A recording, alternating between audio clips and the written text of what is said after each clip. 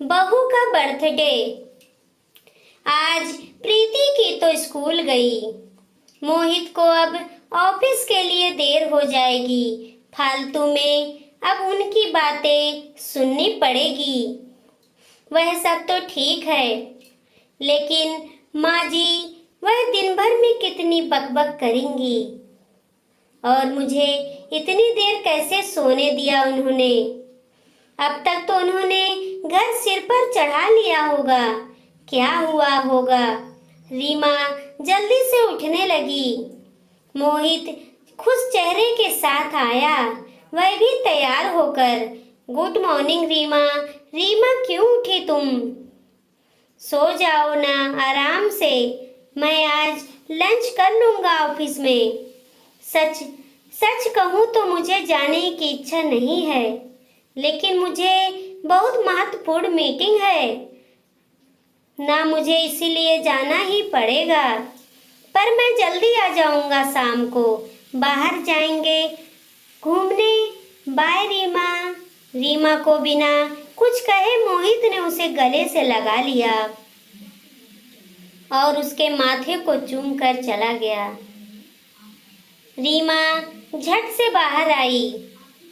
Kitchen से कोई भी आवाज नहीं आ रही थी और जब वह बाहर आई तो पापा जी की थाली में इडली वड़े दिखाई दे रहे थे।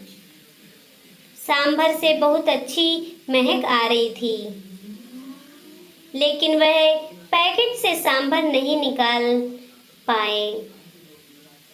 यह लोग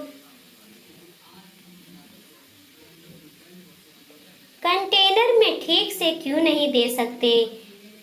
अगली बार कंटेनर घर से ही दे देना। और इस घर में मुझे एक चम्मच भी नहीं मिलता। पापा जी बोले, रुकिए जी आप जरा, मैं निकाल देती हूँ, नहीं तो आप सांभर नीचे फर्श पर गिरा दोगे, मेरा काम बढ़ा दोगे। और आपके सामने ही तो है चम्मच। आपको तो कुछ कैसे नहीं मिलता क्या पता। एक काम करो, आप यह प्लेट लेकर टेबल पर बैठो, मैं देती हूँ सांभर और चटनी निकाल कर। और धीरे बोलो, जरा बहू कभी नहीं सोती इतनी देर तक, आज सोई है तो शांत रहे, नहीं तो आपकी आवाज से उठ जाएगी वह। बहू जब उठेगी तब दूंगी गर्म करके उसे भी, यह उसका मनपसंद नाश्ता है। रीमा आश्चर्य से यह सब देख रही थी। अरे बहू उठ गई तुम? क्यों उठी? चलो अच्छा हुआ उठ गई। तुम्हारे पापा जी तुम्हारे मनपसंद का वड़ा सांभर लाए हैं, गर्मा गर्म खा लो, फिर बाद में चाय पियेंगे साथ में। माँ जी ने सुमन को टेबल पर बिठाया। प्रीति कहाँ है? दिखी नहीं, सुमन ने पूछा। अरे बहू, मैं उसे स्कूल बस में बिठा कर आई। गई वह स्कूल, होशियार हो गई है। अब अपनी प्रीति जल्दी जल्दी से करती है सब अपने काम, तकलीफ नहीं हो देती वह अब। हाँ बैग बहुत भारी है, पर उसकी वे लोग यह नहीं समझते कि बच्चे पर इतना बोझ नहीं डालते हैं। मुझे क्या बोली वह पता है। बोली, दादाजी मैं बिग गर्ल हूँ, हो गई हूँ अब, और गुड गर्ल भी। अब मैं आ जाऊंगी अकेली घर पर, आप मत आइए मुझे लेने के लिए। दादाजी पोती की प्रशंसा में मग्न थे। हाँ हाँ, मेरी बेटी समझदार हो गई है, सिर्फ दूध पीने को नाटक करती है। लगातार बड़बड़ करती रहती है, बस खाना ही ठीक से नहीं खाती। अन्नपूर्णा उसके पेट में है, इतनी ऊर्जा कहाँ से आती है? क्या पता। अरे रीमा, खाओ तुम वड़ा सांभर, ठंडा हो जाएगा। और चिंता मत करो तुम, मैंने प्रीति को पराठा करके दे दिया है। छोटा सा खाया उसने और टिफिन में भी ले गई। माँ जी बोली, क्या पापा जी? माँ जी, मुझे उठाना चाहिए था ना, आपने क्यों किया सब काम? जाने दो, खाने में क्या बनाऊं? रीमा ने अपराध बोध से कहा। रीमा तुम कुछ मत करो, तुम्हारी बीसी है ना, आज तो मस्त मौज करो। हमारे पड़ोसी में वह चंदा आती है ना, खाना बनाने के लिए उसे बोला है मैंने, आज से रोटी बनाने के लिए, बाकी का मैं कर लूंगी। तुम कितना काम करोगी अकेली? तुम्हारी क्लास, प्रीति का होमवर्क, बाहर के काम, यह मोहित भी कुछ काम करके मदद नहीं करता। तुम्हें सबके पीछे पीछे दौड़ना पड़ता है। अब आराम किया करो तुम। नहीं तो ऐसा करो ना तुम और मोहित, 4 दिनों के लिए घूमने चले जाओ। बहुत दिन हो चुके हैं, वैसे भी तुम दोनों कहीं गए नहीं हो। प्रीति को यहाँ ही रहने दो, हम संभाल लेंगे उसे। आपको भी एक दूसरे के साथ वक्त बिताने की जरूरत है, माँ जी बोली। नाश्ते के बाद माँ जी ने चाय बनाई और तीनों ने बातें की और चाय पी। रीमा का दिन अच्छा हो गया। बीसी की सहेलियों के साथ मस्ती की। कल उसका खास दिन था, लेकिन आज उसका जन्मदिन और उसकी सहेलियों ने मनाया। उस वजह से वह कुछ ज्यादा ही खुश थी। मोहित जल्दी से घर आऊंगा ऐसे बोला था, पर आया ही नहीं। दोस्त की आज पार्टी थी तो वह घर देर से आने वाला था। माँ जी और पापा जी भी सो गए। प्रीति को लेकर सुमन भी सो गई। कुछ समय बाद सीमा को बहुत आवाज सुनाई देने लगी। वहां अचानक उठ गई। प्रीति उसके बाजू में नहीं थी।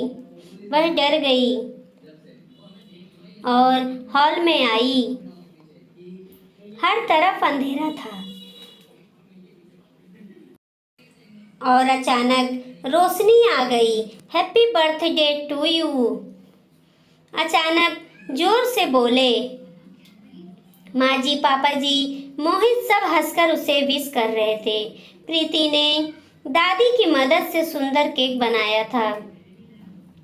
रीमा ने केक काटा और सबको खिलाया। सभी खुशी के मारे सो गए। फिर बाद में सुबह रीमा उठकर देखती है तो पास में सुंदर सा ग्रीटिंग कार्ड था। उसकी बेटी प्रीति ने खुद के छोटे हाथों से बनाया था। वह कार्ड देखकर सुमन बहुत खुश हो गई। उतने में एक बड़ा टेडी बियर चलते हुए उसके पास आया। सरप्राइज मम्मा, यह मैंने तुम्हारे लिए स्पेशल लिया है। मेरे पिगी बैंक में से सेविंग करके, रीमा को गले लगाकर उसकी लाडली बेटी बोली। रीमा की आंखों से खुशी के आंसू छलक उठे। अब मोहित की बारी थी। उसने रीमा से कहा कि वह अपनी आंखें बंद कर ले और उसके लिए लाया हूँ खूबसूरत हीरो का हार। उसके गले में डाल दिया और उसे आईने के सामने खड़ा कर दिया। वाह, अब सच में वह हार कितना खूबसूरत लग रहा है। सुंदर लग रही है मेरी रानी। लगता है जैसे यह तुम्हारे लिए ही बना है। मोहित ने खुशी से रीमा को गले लगा लिया। तभी रीमा कुछ कहने ही वाली थी कि माँ जी पापा जी आ गए। यह दुनिया की सबसे अच्छी बहू रानी के लिए मतलब हमारी बेटी के लिए है। माँ जी पापा जी ने कश्मीर का टिकट रीमा के हाथों में रखा और रीमा उनके पैरों पर आशीर्वाद लेने के लिए झुकी, लेकिन माँ जी ने उसे गले लगा लिया। पापा जी ने सर पर हाथ रखकर आशीर्वाद दिया। यह क्या माँ जी पापा जी, इतना बड़ा सरप्राइज! वास्तव में इसकी कोई जरूरत ही नहीं थी और हम दोनों हुई क्यों जाए? रीमा ने उत्साह से कहा, नहीं नहीं, हम बूढ़े लोग क्या करेंगे वहाँ? वैसे भी आप दोनों को इसकी ज्यादा जरूरत है। हाँ, और हम प्रीति का भी अच्छे से ख्याल रखेंगे ताकि आप दोनों फुल एंजॉय कर सके। वह सेकंड हनीमून क्या बोलते हैं ना, वो आप आ जाओगे तो हम चले जाएंगे। पापा जी ने धीरे से मोहित को आंख मारी। रीमा और मोहित दोनों शर्मा गए। चलो पैकिंग करो, आपको कल सुबह निकलना है और आज क्या क्या खाना बनाना है। आज रीमा की पसंद का माँ जी ने फरमान किया। दिन आनंद में गया। शाम को रीमा की आरती करके माँ जी पापा जी ने उसे ढेर सारा आशीर्वाद दिया।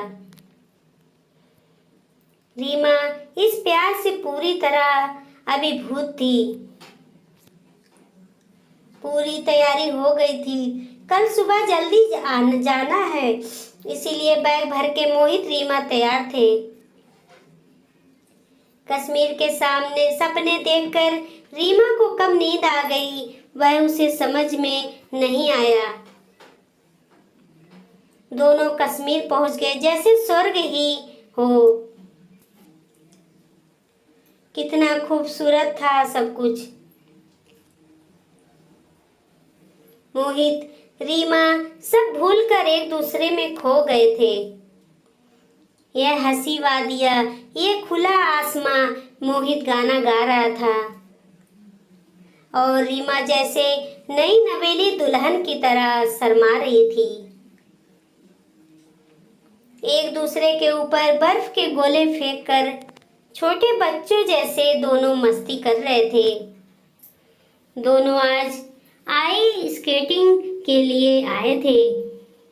बर्फ में ठीक से खड़े होने में असमर्थ सुमन एक दूसरे को ठीक करने के दौरान अपना संतुलन खो बैठी और वह जोर से गिर गई। आंखें खोलकर देखती है तो क्या, उसके बेड के ऊपर से वह गिर गई थी। बाजू में मोहित सोया हुआ था, मतलब वह सपना था। इतने में बेल बजी, दूध वाला आया होगा। वह बाहर आए उतने में ही उसकी सास उससे बोली, अरे रीमा, हर रोज कैसे देर से उठती हो तुम? 15 मिनट देर हो गई आज तुम्हें। जल्दी करो, अब चाय बनाओ और नाश्ते में कुछ अच्छा नमकीन बनाओ। और मेरी सहेली आने वाली है, आज कुछ अच्छा खाना बना उनके लिए।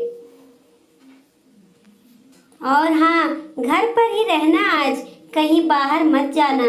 माँ जी की रोज की कटकट चालू हो गई और रीमा सचमुच सपने से हकीकत में आ गई। हमेशा की तरह हर कोई उसका जन्मदिन भूल गए। रोज रोज की भाग दौड़, घर के काम काज, सास के ताने, ससुर की फरमाइश, पति की धुन पर नाचने और बेटी की लीला देखने में व्यस्त उसका दिन कब खत्म हो गया, उसे समझ में नहीं आया। जिंदगी भर दिन खराब लगने लगी, लेकिन कल उसने बहुत अच्छा दिन जिया। लेकिन इस एक रात के मीठे सपने में उसने इतने खुशनुमा पल जी लिए थे जो उसके लिए क्या कम था। मन में उस कश्मीर का सपना साकार होने की प्रतीक्षा में वह काम करने लगी। वीडियो अच्छी लगी हो तो लाइक कीजिए, चैनल पर नए हो तो लाल वाला बटन दबाकर सब्सक्राइब कीजिए। देखते रहिए सुषमा मोटिवेशनल स्टोरी 2.0। धन्यवाद। अगले नए वीडियो के साथ फिर मिलते हैं।